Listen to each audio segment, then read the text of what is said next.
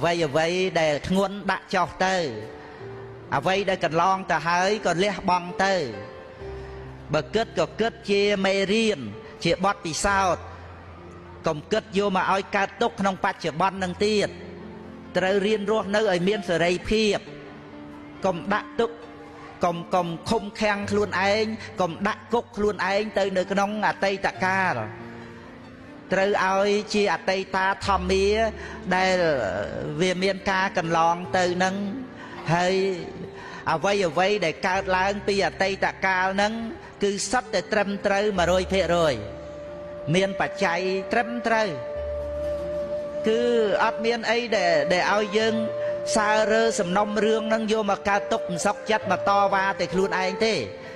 អ្វីដែលកើតហើយហ្នឹងដែលរលត់ទៅហើយហ្នឹងវាបញ្ចប់ត្រឹមប៉ុណ្ណឹងអ្វីក៏ត្រឹមត្រូវដែរមានហេតុរបស់គេត្រឹមត្រូវ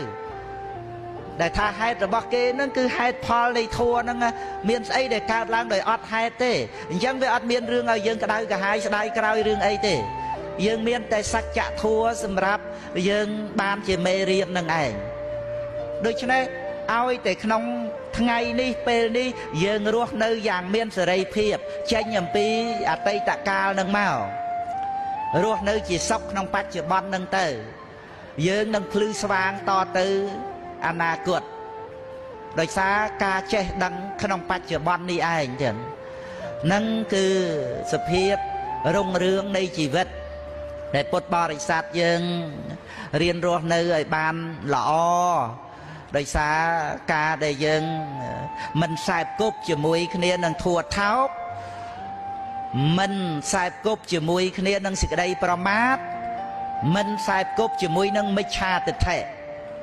ត្រូវតែបរតោខោសៈឲ្យច្រើនហើយនឹងយោនិសោមនសិការៈសិក្សាអំពីធម្មជាតិញាតិញោមត្រូវរៀនអ្វីក៏ដោយដែលបានមកដល់ជីវិតយើងសិតតែមេរៀនជីវិតទាំងអស់